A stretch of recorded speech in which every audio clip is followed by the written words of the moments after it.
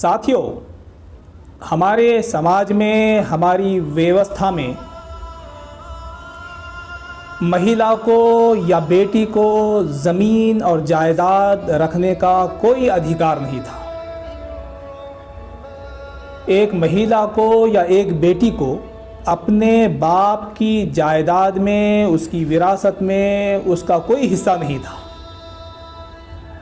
सारी की सारी जायदाद और विरासत केवल बेटों में तकसीम हो जाती थी। बेटियों को नज़रअंदाज किया जाता रहा, महिलाओं को नज़रअंदाज किया जाता रहा, महिलाओं को धन संपत्ति रखने का तक अधिकार नहीं था। इस तरह की और भी बहुत सारी बातें हमारे पास के धार्मिक ग्रंथों में पाई जाती हैं, व्यवस्थाओं में पाई जाती हैं, आस्थाओं में हमको मिलती हैं कि बेटियों के साथ अन्याय किया गया, महिलाओं के साथ अन्याय किया गया।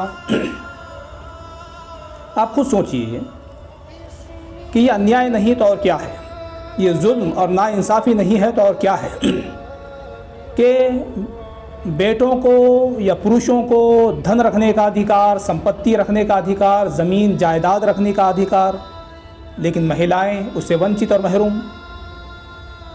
बाप की विरासत और जायदाद में बेटों को तो सब कुछ मिल रहा है, लेकिन बेटी महरूम रह रही है, उसे कुछ नहीं मिलता। किसी धर्म ने उसको कोई अधिकार नहीं दिया था, कोई धार्मिक ग्रंथ इसके बारे में कोई बात नहीं करता था।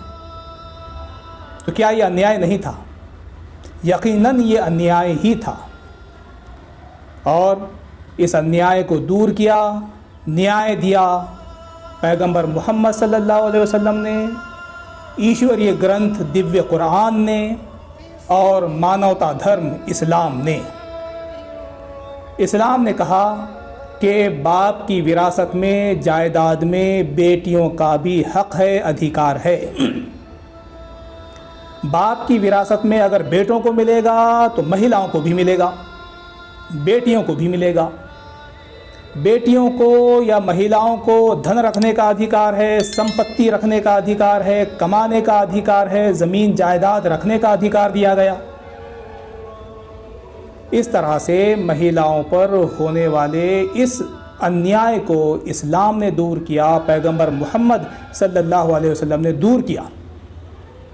इसलिए आप देखते हैं कि आज धार्मिक तौर पर वो कौन सा धर्म है, वो कौन सी जीवन व्यवस्था है, वो कौन सा ग्रंथ है जिसने महिलाओं को ये आर्थिक अधिकार दिए, तो आपके पास केवल एक ही जवाब रहेगा कि वो धर्म इस्लाम है, वो व्यक्ति पैगंबर मोहम्मद सल्लल्लाहु अलैहि वसल्लम है, और वो ग्रंथ कुरान है जिसने महिलाओं को ये अधिकार दिए, उनके ऊपर हो रहे अन्याय को दूर किया, उनके साथ इंसाफ किया।